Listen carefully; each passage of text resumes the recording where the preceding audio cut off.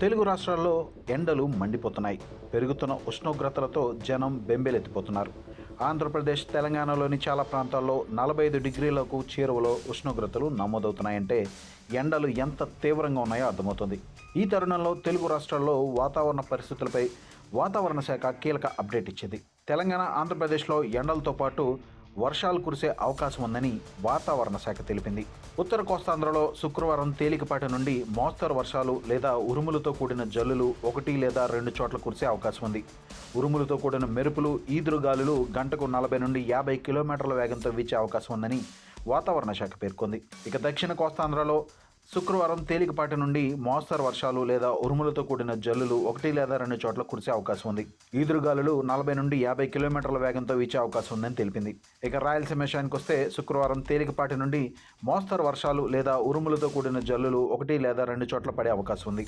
ఈదురుగాలులు గంటకు 30 నుండి 40 కిలోమీటర్ల వేగంతో వీచే అవకాశం ఉందని తెలిపింది. ఇక తెలంగాణ విషయానికి వస్తే భారత వాతావరణ కేంద్రం ప్రకారం కర్ణాటక నుండి రాయలసీమ మీదుగా తెలంగాణ వరకు విస్తరించి ఉన్న వాతావరణ ద్రోణి ప్రభావంతో రేపు తెలంగాణ రాష్ట్రంలో తేలికపాటి నుండి ఒక మోస్తరు వర్షాలు అక్కడక్కడ కురిసే అవకాశం ఉందని భారత వాతావరణ శాఖ పేర్కొంది. ఉరుములు, మెరుపులు మరియు ఈదురుగాలులతో కూడిన వర్షాలు కురిసే అవకాశం ఉంది. గంటకు 30 నుండి 40 కిలోమీటర్ల వేగంతో ఈదురుగాలులు వీచే అవకాశం ఉందని వాతావరణ కేంద్రం తెలిపింది. రాష్ట్రంలోని భద్రాద్రి, కొత్తగూడెం, ఖమ్మం, నల్గొండ, సూర్యాపేట్, నాగర్ కర్నూలు జిల్లాల్లో అక్కడక్కడ వర్షం కురిసే అవకాశం ఉంది.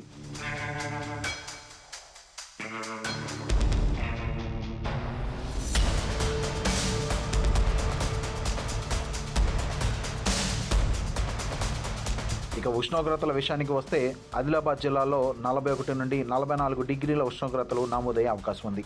అలాగే జగిత్యాల, జోగులాంబ గద్వాల, కొమరం భీం, మహబూబ్ నగర్, మంచిర్యాల, నాగర్ కర్నూల్, నారాయణపేట్, నిర్మల్, నిజామాబాద్, వనపర్తి జిల్లాల్లో కూడా 41 నుండి 44 డిగ్రీల ఉష్ణోగ్రతలు నమోదయ్యే అవకాశం ఉందని భారత వాతావరణ శాఖ వెల్లడించింది. Two anticyclones are present. One over the Arabian Sea and another one is present over Bay of Bengal. You can see the westerlies over Indian subcontinent. The westerlies are subtropical westerlies. They are turning. That means discontinuity arises along the east coast of India. Therefore, here the moisture convergence takes place. The tropical maritime air mass enters into the coastal regions. This may cause good amount of rainfall activity or reasonable amounts of the rainfall activity. Yesterday we received rainfall activity. This is the region for this rainfall activity.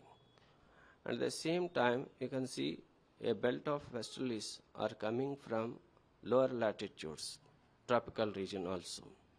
Therefore, this is very much linked with the ITCZ intertropical convergence zone. That means we can get the rainfall activity after 18th. I think most probably that is favorable for the onset of the monsoon over the Andaman and Nicobar Islands. That is the region.